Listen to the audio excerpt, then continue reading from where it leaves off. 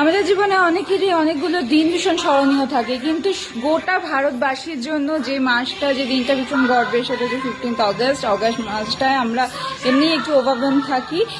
Hannan auto কেয়ারে এসে নিজের গাড়িকে এই উৎসব উপলক্ষে, এই স্বাধীনতা দিবস উপলক্ষে সাজিয়ে নিন। আমরা দেখে নিই কি কি আছে এখানে। কামালদা আছে আমাদের সাথে।